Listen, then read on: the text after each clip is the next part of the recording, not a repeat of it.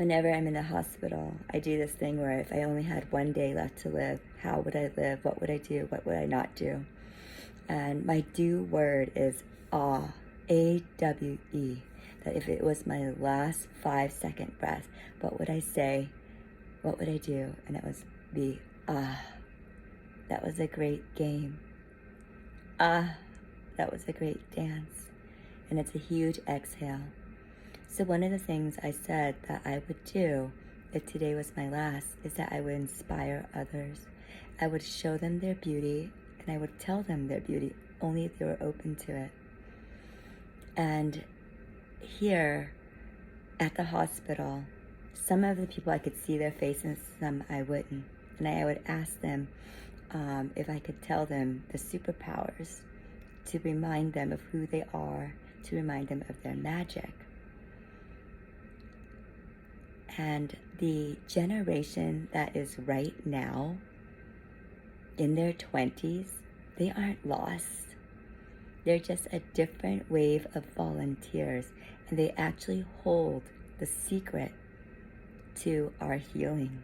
They hold so much power in our health care. What I've noticed in the last year of being in and out of the hospital, a lot of them are really young, from the ages of 22 to 35, 36. After the age of 36, they may experience burnout and they will leave.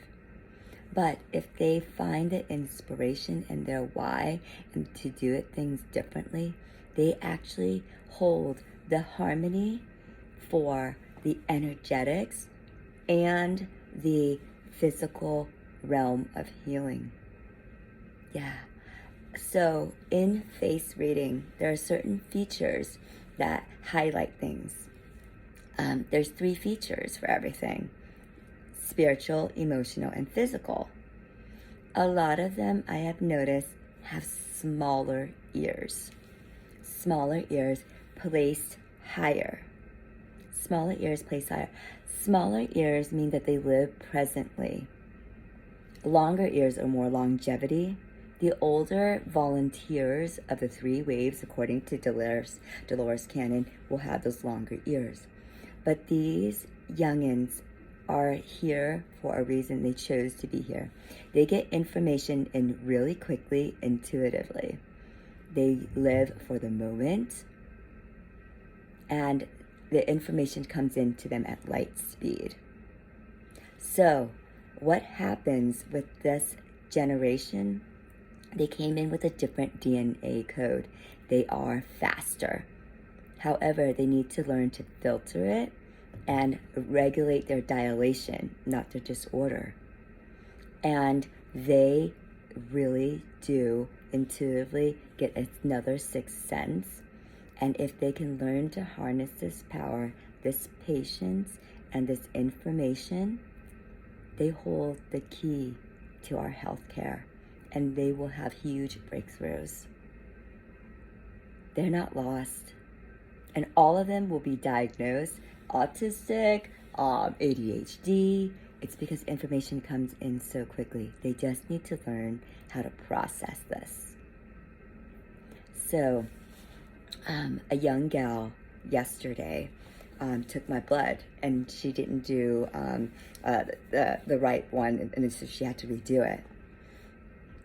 I gave her a breath of love and security and certainty and trust.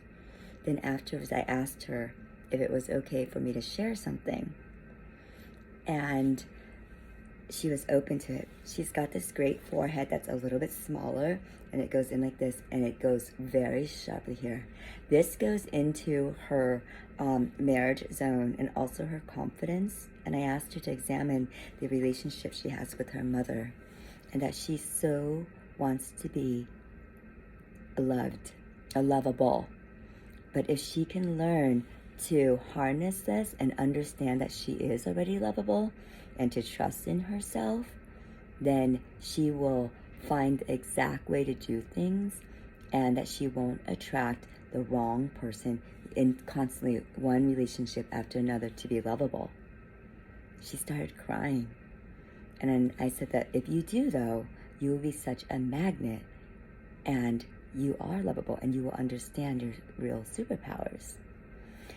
So her ears were also placed higher and smaller as well. Take a notice of the young kids and their ears. They have something to say. They're doing it another way. Listen to them, but give them the guidance and the patience. And you will both transform your relationship, and we will all grow and thrive.